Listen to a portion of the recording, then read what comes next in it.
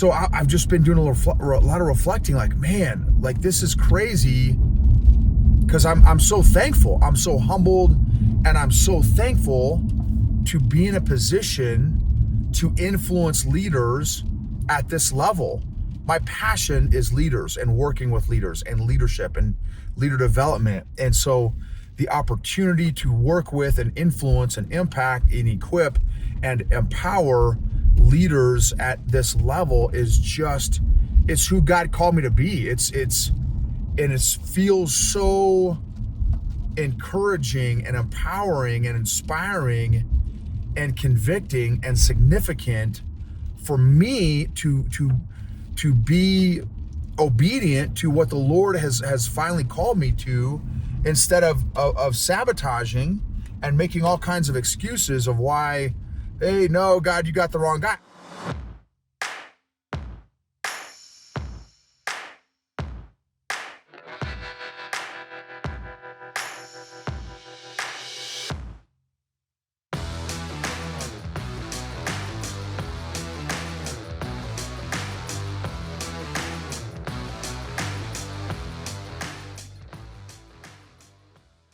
EQ gangsters on the way to Jits. For those y'all that are on YouTube, what? I've got my PIC, partner in crime. So I want to share part of my journey with you. So, and by the time this episode gets published, the meeting I'm going to be talking about will have already happened. So I can't wait to document this emotional journey prior to this meeting.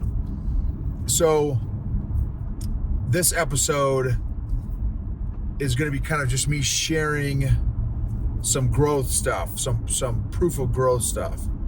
So, which I'm really hoping that you all can write down or document your proof of growth. That's going to be what this is called, proof of growth. Now, this is not going to be my exhaustive list. I have done that before. I probably need to do it again. I did it last year. I haven't done it this year.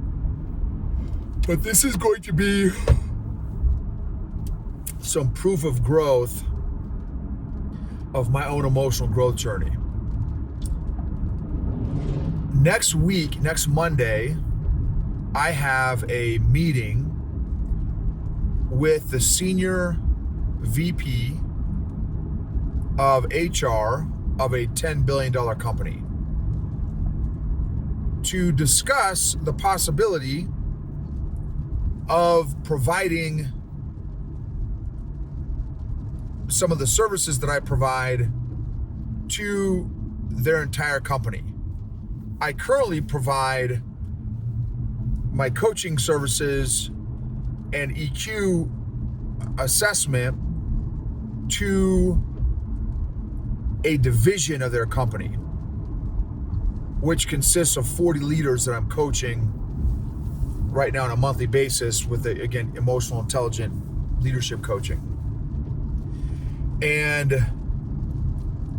so the only reason I even tell you about this is, again, I want to document my emotional growth journey, and hopefully maybe you guys can learn some lessons along the way as well from my lessons. So 4 years ago, because I had a conversation with my wife today, I would never, ever have the business that we have today because of my massive amounts of insecurity, imposter syndrome, self-sabotage, self-condemnation, self-hatred, all the emotional dysfunctions that I've struggled with, people-pleasing addiction, all those things that I've struggled with. I didn't have the kind of business that we have today because of all those emotional dysfunctions that I had operating in my life before I let the Lord in to start doing some work in getting healing from a lot of those emotional injuries that I've had. And of course, I'm still working on a lot of this stuff. So it's not like I've arrived by any stretch. I tell every single one of my coaching leaders that I work with, hey, look, I am very much still on this journey myself every day. So it's not like I read this in a textbook once and I'm reading to you from page 73 of the textbook. This is stuff that I'm applying in my life every day. I was taking a shower today because I need to get my head right, and sometimes just stand in the shower just lets me do some thinking, undistracted thinking, and I got hit by a number of emotions because I'm like, wow, I've got this meeting with a decision maker. There's probably multiple, but one of the decision makers in a massive company. Wow, like I'm just kind of soaking it in because, again, 4 years ago, I never would have even entertained this conversation. Even if they had reached out to me and said, hey, Noble, I want your services, I'd be like, I would have made up some excuse to not go forward because of all my insecurity. And I was also reflecting, because I'd gotten hit by quite a few emotions today, of just how far God has brought me along this emotional journey. Already, and again, I'm just saying this for proof of growth. This is not trying to brag in any way. Please know that.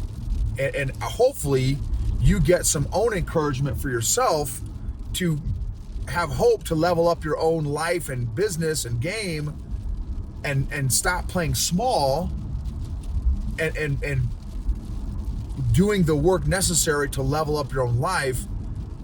Because again, I am proof that it's possible to play at the level that God has intended you to play at, instead of sabotaging and not being able to be obedient or follow through because of all your own emotional issues or emotional insecurities like I had.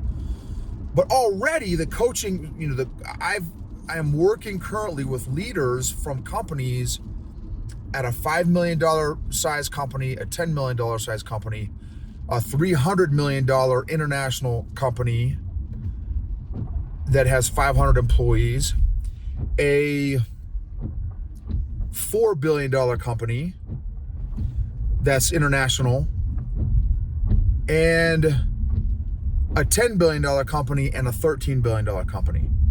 Those, I'm working with leaders from those size companies, which again, if you knew me 4 years ago, is an absolute miracle all by itself. So forget about this meeting next week.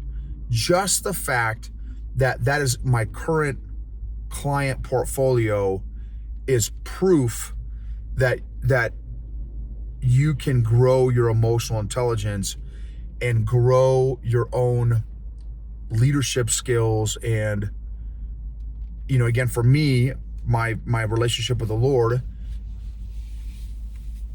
and do that necessary emotional work consistently by starting and continuing and developing a consistent, regular emotional fitness program.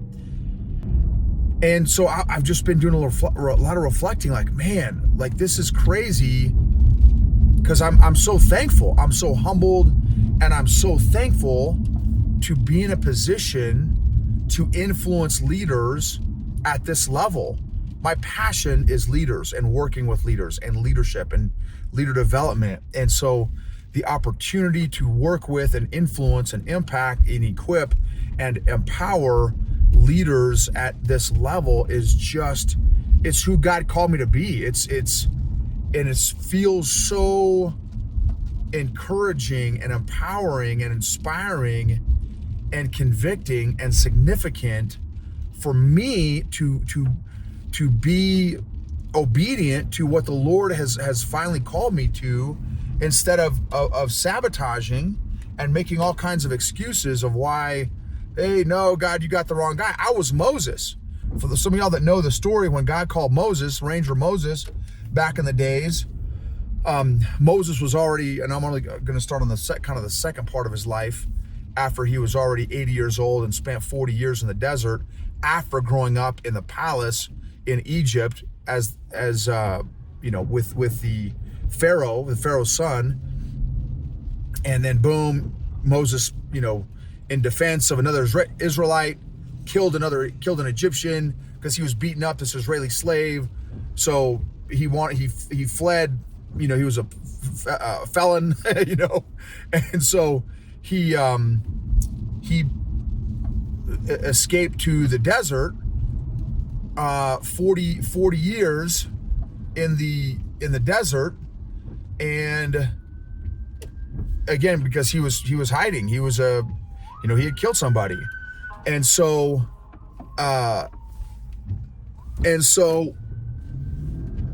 he, when he went to the desert, God called him and said, hey, after 40 years of tending sheep, y'all, think about this, that was his leadership preparation. Well, there's not just that, but because he had his whole life that was part of preparation, but 40 years in the desert tending a flock of sheep, y'all. I don't think back in the old school days that was like your most prestigious positions in the old, Israeli chain of command, so to speak, was being a shepherd. But this dude was tending sheep for 4 decades. 4 decades tending sheep. And then out of nowhere, boom, he's bebopping around in the mountains, and God shows up in the old burning bush and says, wham, bam, shazam, Big Mo, I want you to lead my people out of Egypt. And Moses is like, say what? Like, hey, God, you're coming in broken and distorted. I've only got 1 bar right now. You know what I mean? On the old Israeli cell phone system of the old burning bush. And God's like, no, McFly, you're the guy. All that to say, Moses told God 5 different times, I am not your guy. Like you picked the wrong dude. So anyway, it took 5 separate times for God to get Moses over his insecurity hump, for Moses to kind of like, okay, snap, I guess this is how it's going to go down. And that's really been my story. It's very similar to Big Moses's. And there's a couple verses too that really stand out to me. One is, and this is what my tattoo is on my left hand. Boom, for those of you on YouTube, you can see it. I got a gift on fire on my hand. And that stands for fan into flame the gift that God has given you. Verse 7, 2 Timothy 1, 6, and 7, verse 7, for God has not given us a spirit of timidity or fear, but of power, of love, and a sound mind. And there's another passage here, Matthew 25, 14 to 30, the entrepreneur passage. That's the entrepreneur section of the Bible. And this, I've buried the talents that God's given me in the backyard in my emotional backyard for four decades, until my emotional growth journey. And then boom, now I'm finally at a spot where I can truly finally live at the level and serve at the level that God has wanted me to serve at, I feel like, for a long time, but I have not been able to because of all my emotional dysfunction, emotional insecurities and stuff. So and here's the thing, going into this meeting for next week, I'm excited. I'm encouraged. I'm excited. I'm gonna be me. I don't have any stress. There's no anxiety. I want to be obedient to God, and I'm gonna be myself. And I'm just gonna ask that God would use me and speak through me. And if He feels like, and if God wants this to happen, He's gonna open the doors. And if He doesn't, then that's fine too. But I'm just so thankful that I've done all this emotional work before showing up to this meeting. Because if I had not done all this emotional work prior to me showing up to this meeting, I guarantee you I know the outcome of how this meeting would go. I would sabotage it, and it would be a train wreck. And I would be a wreck going into the meeting. I'd get sick, my stomach would hurt. et cetera, where now I'm just totally at peace. I can't wait to meet this lady. I can't wait to communicate value to their company. I can't wait to learn what things that they need to work on, and see if there's a fit. And if there's not a fit, if they have challenges and issues that my particular set of skills and services can't meet or fix or solve, then I'm going to say respectfully, hey, I'm not your guy. You need somebody else, in which case I would probably make a couple recommendations based on a couple of my buddies and stuff. But do the emotional work. And I just did an episode recently on dreaming, right? What's the emotional healthy appropriate level of dreaming? And this is what's the emotional healthy amount of what work do you need to do to get to the next level? What emotional, mental, spiritual, physical work do you need to do to get to the next level of your life? And in true entrepreneur fashion, that's we've been for 25 years now. It's you jump and then you build your parachute or airplane on the way down. And that's what we're doing as entrepreneurs. I don't know what it's going to look like. I don't know, but I know I've got the confidence to add value to an organization that's a $10 billion company. I'm excited to communicate that, and we'll see, again, what happens.